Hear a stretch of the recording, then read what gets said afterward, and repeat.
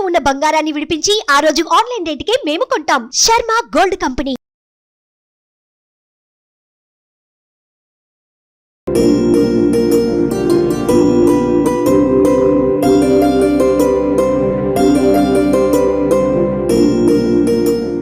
Hi hello welcome to Suman TV. నేను మీ రోషన్.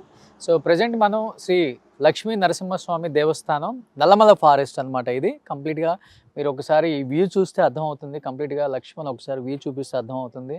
ఈ temple యొక్క ప్రత్యేకత ఏంటి అనేది కూడా చాలామంది చాలా విధాలుగా చెప్తున్నారు ఈ ప్రాంతంలో. అండ్ ఈ ప్రాంతానికి ఎలా రావాలి అంటే మీరు గిద్దలూరు నుంచి నంద్యాల వెళ్ళే ఫారెస్ట్ ఈ రోడ్లో మీకు ఈ టెంపుల్ కనిపిస్తుంది అనమాట. మీకు ఎలాంటి కోరికలు కోరుకున్నా కానీ కష్టాల్లో ఉన్న వాళ్ళు ప్రతి ఒక్కళ్ళు కూడా ఈ టెంపుల్కి వస్తూ ఉంటారు అని చెప్తున్నారు. చూస్తే ఒకసారి మీరు ఈ టెంపుల్ ప్రత్యేకత ఏంటి అంటే అక్కడ ఒక జలపాతం అనేది పారుతూ వస్తుందంట. అంటే వర్షాలు వచ్చినప్పుడు కానీ పైనుంచి వాటర్ ఫ్లో అనేది ఇక్కడ మనకు చూపిస్తాను. లోపల ఫాల్స్ కూడా ఉందంట. అంటే ఇప్పుడు ఎండాకాలం కాబట్టి ఇప్పుడు రావట్లేదని చెప్తున్నారు. ముఖ్యంగా వజ్రాలు దొరుకుతాయంట. చాలామంది వర్షాలు పడినప్పుడు ఆ జలపాతం ప్రవహించేటప్పుడు ఈ ప్రాంతానికి రావటమే కాకుండా ఈ లక్ష్మీ నరసింహస్వామి దర్శనం చేసుకొని అట్ ది సేమ్ టైం ఆ వాటర్ ఫాల్స్ దగ్గరికి వెళ్ళి అక్కడ కూడా స్నానం చేసి చాలామందికి వజ్రాలు కూడా దొరికాయని చెప్తున్నారు. అండ్ నిజంగా ఆ వజ్రాలు అసలు ఎలా దొరుకుతాయి, ఎక్కడి నుంచి, అంటే మేబీ ఈ కొండల్లో ఏమన్నా వజ్రాల గృహాలు ఏమన్నా ఉన్నాయా, అండ్ సొరంగాలు ఏమైనా ఉన్నాయా, అక్కడి నుంచి వర్షాలు పడినప్పుడు ఆ వాటర్ ఫ్లో వచ్చినప్పుడు ఆ సొరంగంలో నుంచి ఉన్న వజ్రాలు ఈ మార్గం మీదుగా ఫ్లో అవుతూ ఈ జలపాతంలోకి వస్తున్నాయా, ఇలాంటివి చాలా రహస్యాలు తెలుసుకోవాల్సింది ఉంది ఈ ప్రాంతంలో. మీకు చూస్తే కనిపిస్తుంది ఆ టెంపుల్ ఆకారం కూడా ఒక కొండలో ఉందన్నమాట.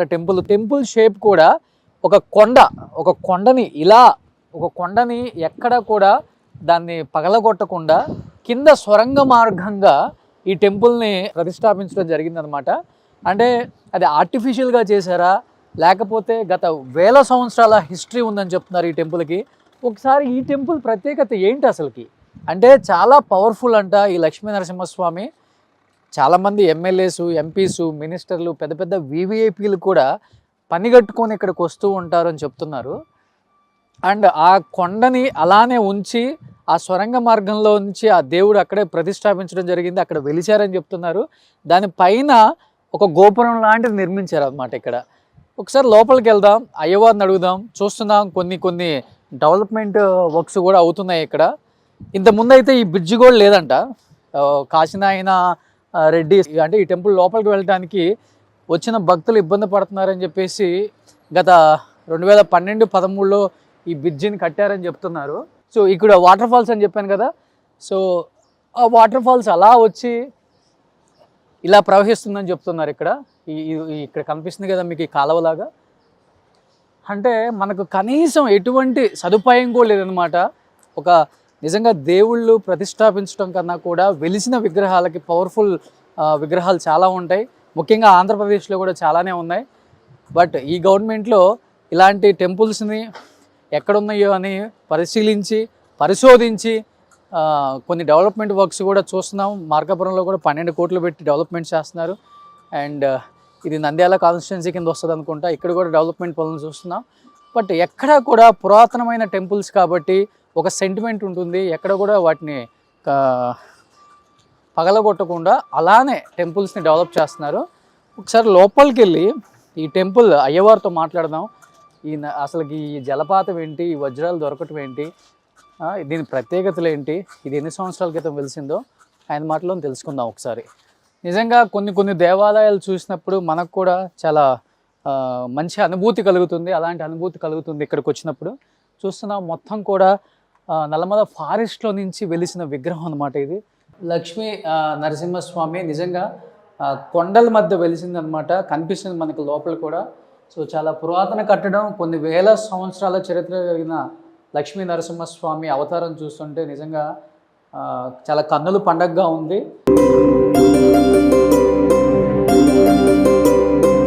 ఆరికొల్ల గోత్రం, రోషన్, నామదేశ, వాణి, నామదేశ, అన్విక అద్వైత, నామదేశ,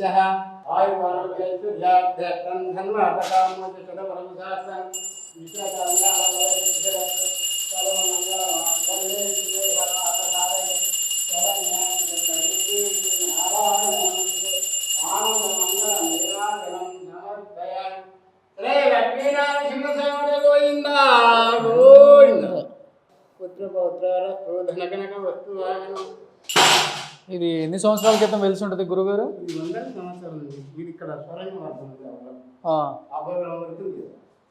అహోబిలం వరకు సొరంగ మార్గం ఉంది.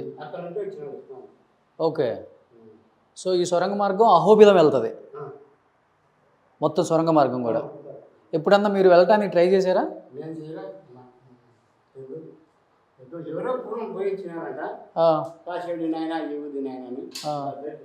ఓకే. ఎన్ని కిలోమీటర్లు ఉంటుంది గురుగారు? ఇప్పుడు ఉల్లేళ మల్లేశ్వర స్వామి వరకు పోతుంది. అక్కడ నుండి మళ్ళీ 3 స్వరంగాలు ఉన్నాయంట. ఓకే. అభయలం ఒకటి, నరసింహాడి కూడా ఒకటి. సో ఎప్పుడు మరి అక్కడి నుంచి వేరే ఏం రావా? అక్కడి నుంచి వేరే ఏం రావా ఇంకా ఆ సొరంగ మార్గం నుంచి? సొరంగ మార్గం నుంచి ఏం రావు ఉంటాయి. ఏదువులన్నీ వచ్చి ఇంట్లో అది పండ్ల ఇంట్లో అది కొలుకుతుంటాయి. ఏదువులన్నీ ముళ్ళ పందులు అన్నీ ఉంటాయి. ఇలాగా గుహలోకి వస్తుంటాయి. గబ్బిలాలు ఉన్నాయి, అన్నీ అనాకి ఉంటాయి జంతువులు. ఇక అక్కడ బొక్క ఉంది చూడదా, విగ్రహాలు ఉన్నాయి దాంట్లో చిన్న బొక్క. ఓకే. సరే, ఉయ్యాలవాడ నరసింహారెడ్డి గారు కూడా ఇక్కడికి వచ్చేవాళ్ళని చెప్తుంటారు. అప్పుడు కోట కూడా ఉంది కదా పైన. కోట ఉంది 10 కిలోమీటర్ దూరంలో. ఓకే. సో ఆయన ఇక్కడ నివసించేవాళ్ళు. ఆ కోటలో ఉండి బ్రిటిషర్లతో కొట్లాడుతున్నాడు. మళ్ళీ వీణ యుద్ధం ప్రకటించి. ఓకే. కోట ఎప్పుడు కూడా ఉంది పైన. వెళ్ళే మార్గం కూడా ఉంది అక్కడికి. ఎండాకాలం ఇప్పుడే ఎవరైనా చూసి ఉంటే దొరకపోతారు. 10 కిలోమీటర్ల దూరం ఉంది. సో ఉయ్యాలవాడ నరసింహారెడ్డి గారి జీవిత చరిత్ర అంతా ఇక్కడే సాగింది. ఆ కోటలోనే నిలబడి అట్లా నిప్పిండే వాళ్ళకు. ఓకే. అక్కడ నుంచి దిగొచ్చి ఇక్కడ పూజ చేసుకొని పోతున్నాడు. అప్పటికి స్వామి ఉన్నారు. అప్పటికి వెలిసి ఉన్నారు. ఇది ఇంకో ప్రత్యేకత ఏంటి, వర్షం వచ్చినప్పుడు ఇక్కడ జలపాతం పారుతూ ఉంటుంది, వజ్రాలు దొరుకుతూ ఉంటాయి అని చెప్పారు. నిజమే నిజమే. అంటే పూర్వం రాజులు అక్కడ వేయలేరు కాబట్టి ఆ వజ్రాలు నా కోటలో ఉండి వచ్చాయని కొంతమంది అంటున్నారు. వజ్రాలు ఇది ఉయ్యాలవాడ నరసింహారెడ్డి కోటలో ఉండి అది ఏదో కొట్టుకొని దీంట్లో వంకలోకి వచ్చాయి అంటారు. పూర్వం ఏం చేసినంటే నరసింహస్వామి ఒక సాకలో ఆయన అన్నాయంట. సాకలో ఉండి స్వామి రోజు బట్టలు ఉతుకుతున్నాయంట. రోజు స్వామి వజ్రాలతో తలంబరాలు పోసుకొని అడుగుతున్నాయంట నరసింహస్వామి. సాకులోడు దండికి తెచ్చి స్వామి అంటే చదవలేరా అన్నాడు. అంటే ఆయన తెప్పించినాడు. పెళ్లి వివాహం చేసుకున్నాడు నరసింహస్వామి. వజ్రాలతో తలంబరాలు పోసుకున్నాక సాకులోడు స్వామి ఇవన్నీ నావే, సాకులోనికే తలంబరాలు బియ్యం అని అన్ని వజ్రాలల్లో సుమారుగా ఒక 20 పళ్ళం 30 పళ్ళం అన్నీ మూట కట్టుకున్నాయట. మూట కట్టుకుంటే ఇవన్నీ నాకే సాకులోనికి అని కట్టేటప్పుడు పక్క నవ్వినాడు స్వామి. ఏం స్వామి అంటే ఏం లేదు లేరన్నట. పోయి నడివంకలో పోయినాక పైన ఎక్కడో వర్షం పడి వాగు వచ్చి ఉధృతంగా మంచి కొట్టుకపోయి మాదిరి వచ్చి వాడు కొట్టుకొని వంకంబడితో కొట్టుకొని పోయాట. ఆ వజ్రాలే అవన్నీ పోయినాయని కొంతమంది అనుకోవడం. ఇన్ని సంవత్సరాల నుంచి ఉన్నారు కదా, ఎప్పుడన్నా జలపాతం వచ్చినప్పుడు వజ్రాలు చూసారా మీరు? వజ్రాలు మంచి దొరికిన వాళ్ళు చూపిస్తున్నారు కదా, చూపించినారు. అన్న అల్లుని చెరువుల్లో కూడా ఉన్నాయి అవి. సో ఆ వజ్రాలు అనేవి ఇప్పటికి దొరుకుతూనే ఉంటాయి. దొరుకుతాయి. అయితే అప్పుడు మాదిరి ఖరీదైన వజ్రాలు దొరకడంలా ఇప్పుడు 50,000 60,000 70,000 ఒక వజ్రం చిన్నవి. అప్పుడు లక్షలు 3 లక్షలు 4 లక్షలు. కానీ పైన రాజులు ఏలున్నారు కాబట్టి అక్కడ పైనుంచి ఏమైనా వచ్చే అవకాశం కూడా ఉండొచ్చు. కోటలు ఉన్నాయని చెప్తారు. అదే నరసింహస్వామి ఇట్లా పెళ్లి చేసుకుని ఆ వజ్రాల సాకులో కొట్టుకుపోయినాయి కాబట్టి అవి దొరుకుతున్నాయని కొంతమంది వద్దండి. ఇక్కడ నుంచి అహోబిలం ఎంత దూరం ఉంటుంది గురు స్వామీజీ? అహోబిలం 60 కిలోమీటర్లు. 60 కిలోమీటర్లు. సో 60 కిలోమీటర్లు అంటే అక్కడ గాజులపల్లి ఎక్కాలంటే మాదాపురం రూట్లో పోతుంది. 60 కిలోమీటర్లు కూడా స్వామి దగ్గర నుంచి సొరంగం ఉంది అక్కడికి. ఇక్కడ నుండి ఉంది ఇట్లా మొత్తం లోపలికి. సో ఆ కొండ కింద నుంచి సొరంగం ఎక్కడ ముందు పోతాడో లోయాకి పోయినాక ఎన్ని దారులు ఉన్నాయి ఎవరికి తెలుసు. మానంది ఈ శివుణ్ణి దర్శించుకోవాలని వస్తున్నాయట. ఇటుకు వచ్చాక తెల్లదన్న కోడి విషయాక నిలబడిపోయినాడు అట్లా. ఇక్కడే వెలిసిపోయారు ఆయన. సో ఇక్కడ వెలిసిన విగ్రహం ఇది అయితే అక్కడనే స్వయంభూ ఇక్కడ నిలబడిపోయినాడు స్వామి. సో ఇది గురువుగారు చెప్తుంది, స్వయంభుగా వెలిశారు. కొన్ని వేల సంవత్సరాల చరిత్ర ఉంది. అట్ ది సేమ్ టైం మనకి చూస్తే కూడా ఆయన చెప్తున్నారు పూజ చేసినప్పుడు అక్కడి నుంచి సొరంగ మార్గం ఉంది. ఆ సొరంగ మార్గం నుంచి ఇప్పటికి కూడా ఎలుగుబంట్లు, పులులు, సింహాలు, ఏదైనా పండ్లు అక్కడ పెట్టినప్పుడు కూడా నైట్ వచ్చి తింటూనే ఉంటాయి, కొరుకుతూనే ఉంటాయి. అండ్ చాలా రకరకాల జంతువులు కూడా వస్తూనే ఉంటాయి స్వామి దగ్గరికి. అహోబిలంలో నుంచి ఆ సొరంగ మార్గంగా స్వామివారు ఇక్కడికి వచ్చి స్వయంభుగా వెలిశారనమాట. కనిపిస్తుంది మీకు అక్కడ లక్ష్మీ నరసింహస్వామి అవతారం స్వయంభుగా అక్కడ వెలిశారు. కొన్ని వేల సంవత్సరాల హిస్టరీ ఉంది. అండ్ అదే సొరంగ మార్గం నుంచి ఇక్కడ మెట్లు కూడా కనిపిస్తున్నాయి మీకు. ఇక్కడ ఉయ్యాలవాడ నరసింహారెడ్డి గారు అక్కడి నుంచి పైన నుంచి మెట్ల నుంచి నడుచుకుంటూ వచ్చి ఈ మార్గం మీదుగా స్వామివారి దర్శనం చేసుకుంటారని కూడా స్వామి గారు చెప్తున్నారు. అండ్ ఉయ్యాల నరసింహారెడ్డి గారి కోట కూడా పైనే ఉందంట. సో ఆయన జీవిత చరిత్ర అంతా కూడా ఇక్కడే నడిచింది. ఉయ్యాల నరసింహారెడ్డి గారిది కూడా మీరు చూసుంటారు. సైరా నరసింహారెడ్డిలో చిరంజీవి గారి క్యారెక్టర్ను కూడా ఉయ్యాలవాడ నరసింహారెడ్డి ఎలా బతికారు, ఎలా ప్రజలకు సేవ చేశారు, అండ్ ఆయన మంచితనం ఏంటి అన్నీ కూడా సైరా నరసింహారెడ్డి సినిమా రూపంలో చూపించాం. ఎస్, ఇదిగో ఇక్కడ కనిపిస్తున్నాయి. గురూజీ చెప్తున్నారు మనకి కనిపిస్తున్నాయి మెట్లు. పూర్తిగా ఉయ్యాలవాడ నరసింహారెడ్డి కోటకు వెళ్ళటానికి మార్గం అన్నమాట ఇది. సో ఇక్కడ నుంచి మెట్లు కనిపిస్తున్నాయి కదా మీకు. ఈ మెట్లు మార్గం నుంచి ఉయ్యాలవాడ నరసింహారెడ్డి కోటకు కూడా వెళ్ళొచ్చు. ఇక్కడ నుంచి దాదాపు ఒక 10 కిలోమీటర్ల రోడ్డు మార్గం అయితే ఉంటుందంట. సో చెప్తున్నారు ఆయన చెప్పినట్లుగానే ఉయ్యాలవాడ నరసింహారెడ్డి గారు ఈ మెట్లు మార్గంగా కిందకు దిగి వచ్చి కోట నుంచి ఇక్కడికి వచ్చి లక్ష్మీ నరసింహస్వామి దర్శనం చేసుకుంటారని చెప్తున్నారు. సో ఆయన నడిచిన ప్రాంతం. సో ఎక్కుకుంటా పోతే ఉయ్యాలవాడ నరసింహారెడ్డి గారు నివసించిన ఆ రాజకోట కూడా మనకు కనిపిస్తూ ఉంటుందంట కొంచెం పైకి వెళ్తే. సో కనిపిస్తుంది ఈ ప్రాంతం మొత్తం కూడా. ఇంతవరకు ఏ మీడియా హౌస్ కూడా ఇక్కడికి రాలేదండి. ఫస్ట్ టైం సుమన్ టీవీ ఇక్కడికి వచ్చి కవర్ చేస్తుంది అనమాట. ఇంతవరకు ఎవరు కూడా వెళ్ళే ప్రయత్నం అయితే చేయలేదంటే ఈ మెట్ల మార్గంగా. ఫస్ట్ టైం నేను కూడా సాహసం చేస్తున్నాను. ఇలా కొంచెం ముందుకెళ్తే మనకి ఉయ్యాలవాడ నరసింహారెడ్డి గారు ఎక్కడ నివసించారో ఆ ప్రాంతం కూడా కనిపిస్తుంది. ఆ కోటను కూడా మీకు చూపించే ప్రయత్నం అయితే చేస్తాను. సో ఇదే మార్గం గుండా వచ్చేవాళ్ళు కనిపిస్తుంది మీకు, అదిగో దూరంలో కనిపిస్తుంది కొంచెం ఉయ్యాలవాడ నరసింహారెడ్డి కోట కూడా ఎలా ఉంటుంది ఏంటి అనేది. సో అప్పుల్లో రాజులు రాజ్యాలని ఎలా ఏలారు, వాళ్ళు ఎలా బతికారు, వాళ్ళ వైభోగం ఏంటి, ఇలా హిస్టరీ తెలుసుకోవాలంటే మనం ఈ మధ్య వస్తున్న సినిమాలు చూస్తే మాత్రమే తెలుస్తుంది. సైరా నరసింహారెడ్డి ద్వారా ఆయన ఎలా బతికారు, ఆయన వైభోగం ఏంటి అనేది చిరంజీవి గారు మనకి స్క్రీన్ మీద చూపించారు. మరి ఆయనకు ఆ క్యారెక్టర్ ఎందుకు చేయాలనిపించిందో, ఎక్కడ ఇన్స్పైర్ అయ్యారో ఆయన గురించి తెలుసుకొని మనకైతే తెలియదు. కానీ హ్యాట్సప్ టు యూ చిరంజీవి గారు. ఒక మంచి క్యారెక్టర్ని, ఒక మంచి కథని మా అందరికి అందించారు, ఆయన గొప్పతనాన్ని. సో మీరు చేసిన సినిమాలోని ఆ ఉయ్యాలవాడ నరసింహారెడ్డి గారి చరిత్ర ఇక్కడి నుంచే స్టార్ట్ అయింది. సో ఆయన నివసించిన ప్రాంతం, ఆయన కోట, సో వాళ్ళు ధరించిన వజ్రాలే కావచ్చు. సో జలపాతాలు వచ్చినప్పుడు మనకి ఆ వాటర్ ఫ్లోతో ఆ కోటలో ఉన్న వజ్రాలు కావచ్చు, అండ్ ఆ కోటలో ఉన్న కొన్ని విలువైన ఆభరణాలు కావచ్చు, అండ్ వాటర్ ద్వారా ఇలా ఫ్లో అవుతుంది. ఇదిగో జలపాతం కొంచెం ఇప్పుడు దాన్ని డెవలప్ చేస్తున్నారు, మీకు కనిపిస్తుంది చూడండి. అక్కడ వర్క్ జరుగుతుంది, వాటర్ ఫాల్స్ అక్కడే. అంటే ఇంతకుముందు పెద్దగా డెవలప్మెంట్ లేదు కాబట్టి నార్మల్గా కొండల మధ్య నుంచి వాటర్ వచ్చేస్తుంది అనమాట. ఇప్పుడు డెవలప్ చేశారు కాబట్టి ఆ టెనల్స్ కూడా కడుతున్నారు కదా.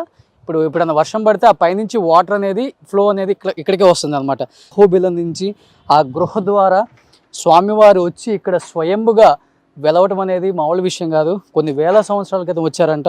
ఇప్పటికీ ఆ సొరంగ మార్గం అలానే ఉంది, వీళ్ళు క్లోజ్ చేయలేదు. ఇప్పటికీ ఆ సొరంగ మార్గం ద్వారా ఎలుగుబంట్లు, తోడేళ్ళు, పులులు, సింహాలు ప్రతిదీ వచ్చి స్వామి దగ్గర నైవేద్యం కానీ పండ్లు కానీ అన్నీ కూడా తింటాయని చెప్తున్నారు.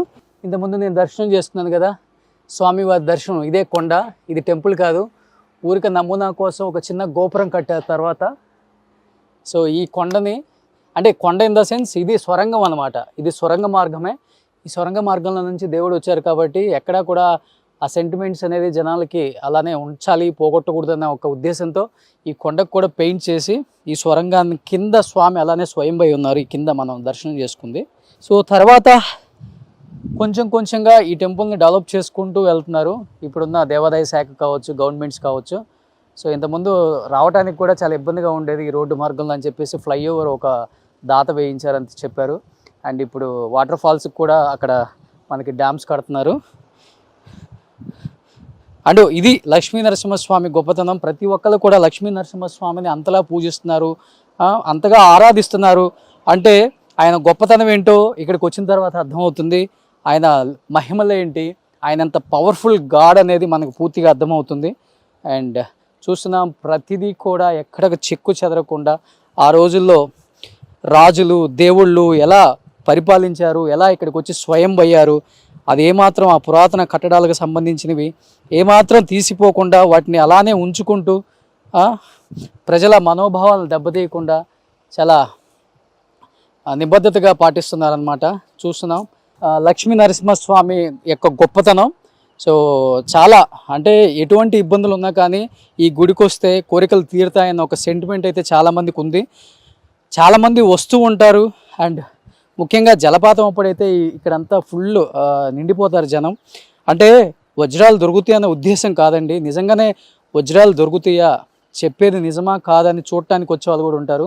కొంతమంది అయితే అక్కడ వాళ్ళ లక్ బాగుండి వజ్రాలు దొరికితే కూడా ఊళ్ళో ఉన్న పూజారి గారికి కూడా వచ్చి చూపిస్తారంట, ఇదిగో మాకు దొరికింది ఒక వజ్రం అని. అంటే చాలా ఖరీదు గల వజ్రాలు. జలపాతాలు ఎప్పుడు దొరుకుతాయి అంటే మామూలు విషయం కాదు. ఇది చాలామంది తెలియకపోవచ్చు. ఎవరైనా కానీ మార్కాపురం మహానంది మధ్యలో, నంద్యాలకి మార్కాపురానికి మధ్యలో గాజులపల్లి ఏరియాలో ఈ టెంపుల్ ఉందన్నమాట. స్వయంభు వెలిసిన కొన్ని వేల సంవత్సరాల చరిత్ర కలిగిన లక్ష్మీ నరసింహస్వామి. ఆయన ఎంత పవర్ఫుల్లో అందరికీ తెలుసు. మన బాలకృష్ణ గారు కూడా లక్ష్మీ నరసింహస్వామిని ఎంతగా పూజిస్తారో మన అందరికీ తెలుసు. అసలుకి ఎంత మహిమగల టెంపుల్ అండి. ఇప్పటికీ వజ్రాలు దొరకడం ఏంటి, కొన్ని వేల సంవత్సరాల క్రితం స్వయంగా నిలిచిన స్వామివారు. అండ్ ఉయ్యాలవాడ నరసింహారెడ్డి గారు నివసించిన ప్రాంతం, ఆయన రాజకోట.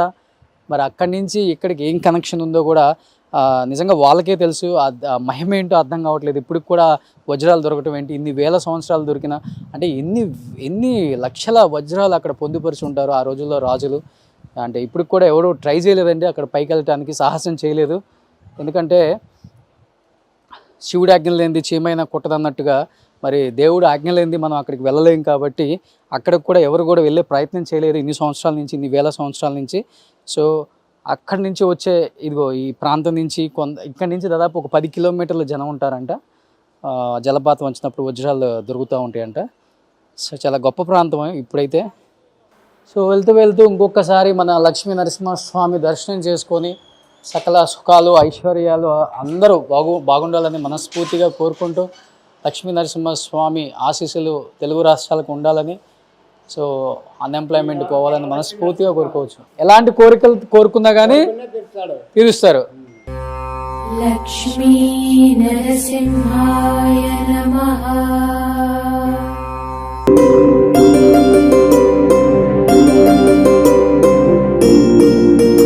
సో అక్కడ చెప్పినట్లుగా వాళ్ళు ఆ జలపాతం అనేది ఇలా ప్రవహిస్తుంది ఈ వాగు మార్గం ద్వారా. సో ఇలా ప్రవహించినప్పుడు ఆ టెంపుల్ దగ్గర నుంచి కూడా ఇదంతా కూడా జనంతో నిండిపోతుందంట. చుట్టుపక్కల ప్రాంతాల వాళ్ళు మొత్తం కూడా వస్తారు, ఎక్కడి నుంచో.